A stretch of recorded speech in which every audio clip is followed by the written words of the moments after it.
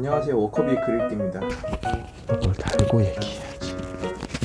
안녕하세요. 워커비의 글읽기입니다. 이번 글읽기 시간에 다룰 글은 브런치의 용진욱 작가님이 쓰신 21살 손정희는 어떻게 11억을 벌었는가 라는 글을 소개해드리려고 합니다.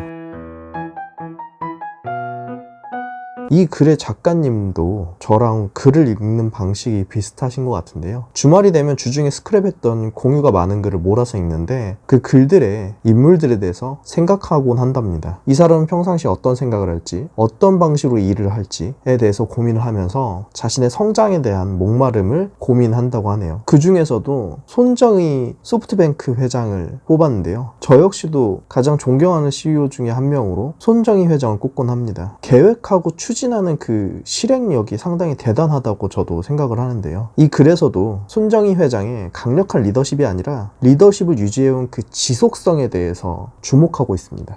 익히 알려진 손정희 회장의 첫 비즈니스에 대한 이야기를 하게 될 것 같습니다. 손정희는 후쿠오카에서 고등학교를 다니다가 2년 만에 그만두고 미국으로 유학을 갑니다. 빠른 학업 성취도로 고등학교 검정 고시를 몇 개월 만에 패스하고 ESL 과정을 거쳐서 2년제 전문 학사 학위를 취득합니다. 그러고 이제 UC 버클리 경제학부에 3학년에 편입하죠. 알려지기로는 미국 유학 과정에 대해서는 워낙 많이 알려져 있는데요. 일본에 계신 아버지가 병으로 누워 계시고 본가에서는 학비로 매달 200만 원 정도를 보내고 있었다고 합니다. 사실 보통 사람들은 가정 형편이 어려우면 그 책임감 때문에 본인의 학업을 중단하는 경우는 많이 보잖아요. 손정희는 자신의 믿음이 확고한 나머지 그런 상황을 가슴속으로 삼키며 미국으로 유학을 했던 것입니다. 이런 상황에서 손정희에게 가장 필요했던 건 돈이었겠죠. 그래서 떠올린 방법이 발명 특허를 따서 기업에 팔기라는 전략이었습니다. 발명 아이디어는 그냥 아무렇게 나오는 게 아니죠. 머리를 싸매고 고심했답니다. 또 하루 종일 이것만 생각하기엔 해야 할 공부가 너무 많고요. 그래서 떠올린 게 바로 단어 카드였습니다. 유아한테 언어를 가르칠 때 사용하는 낱말 카드 같은 걸 300장 정도 만들었다고 합니다. 이런 카드에는 일상에서 자주 사용하는 물건, 요즘 떠오르는 용어들이 적혀 있었고 매일 아침이 되면 거기서 랜덤으로 3장을 뽑고 카드에 적힌 3개의 단어를 조합해서 발명 아이디어를 얻는 방식이었습니다. 조금은 흥미롭죠? 우리가 보통 발명이라 하면 불편한 것을 해결하는 데 집중하며 아이디어가 나오잖아요. 그래서 예를 들어 컴퓨터, 스피커, 스탠드 이런 카드가 3개가 나왔다고 하면 스피커와 스탠드가 부착된 컴퓨터라는 식으로 아이디어를 짰다고 합니다. 이 과정이 1년 동안 반복됐다고 하는데요. 그러다가 갑자기 어느 날 뽑은 낱말 카드에 음성 발신기, 사전, 액정 화면 이렇게 3가지가 써 있었다고 합니다. 손정희는 이 단어 카드 3가지에서 아이디어를 만들고 무작정 공대 교수 포레스트 모더를 찾아갔다고 합니다. 그리고 너무나도 당당하게 말합니다. 교수님, 저 좀 도와주십시오. 아이디어가 있는데 돈도 시간도 기술도 부족합니다. 저 위에 팀을 만들어주세요. 황당하죠. 이런 이야기도 했다고 합니다. 협상 같은 건 안 좋아합니다. 수당은 교수님께서 알아서 정하세요. 특허가 팔리면 바로 정산해드립니다. 대신 개발에 실패하면 교수님 목도 없는 겁니다. 어떠세요? 어땠을까요? 교수 입장에서. 이렇게 밀고 들어오는데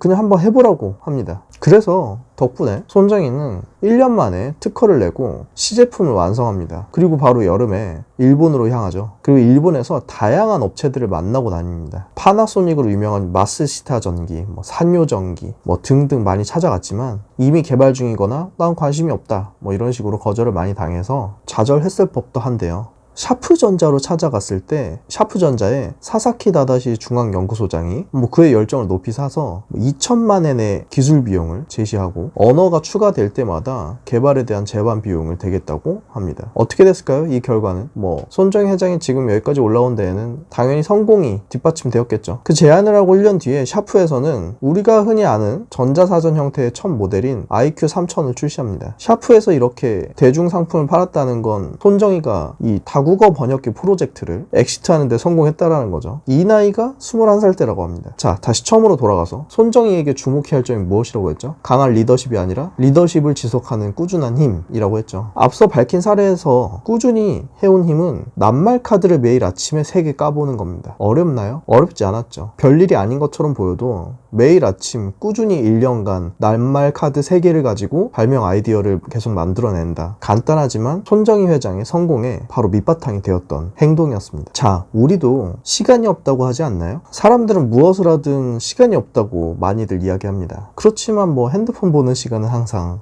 있겠죠. 저도 항상 시간이 없다고 말하는 스타일이었는데요. 뿐만 아니라 어떤 일을 시작하면 처음엔 의욕이 넘쳐서 열심히 하다가 시작하고 3일 이상을 제대로 가본 적이 없었던 것 같아요. 그래서 저도 이 유튜브를 꾸준히 올리겠다라는 스스로와의 약속을 하였고, 완성도는 높지 않지만 꾸준히 영상 콘텐츠를 올려서 다양한 글과 소식을 함께 나누고 싶었습니다. 지속하는 건 잘하는 게 아닙니다. 그렇기 때문에 부담 가지지 않고 일단 한번 해보고 다음에 또 할 수 있도록 노력을 하는 것, 그것이 손정희 회장이 성공의 밑바탕이 되었던 습관과도 같은 것입니다. 페이스북의 주커버그가 이런 말을 했다고 하죠. Done is better than perfect. 발음이 이게 맞나요? 뭐 어찌됐든 일단 하는 게 중요하다고 합니다. 완벽하게 하는 것보다는요. 저도 유튜브를 깔끔하게 편집해서 올리는 걸 고민 많이 했습니다. 실제로 많이 시도해보기도 했고요. 하지만 오래 못 가더라고요. 너무나도 많은 공수가 드니까요. 그래서 일단 유튜브를 이렇게 간단하게 편집해서 올리고 있습니다. 이제 한 일주일 가까이 해봤는데요. 조금씩 어떻게 말을 해야 전달이 잘 되는지,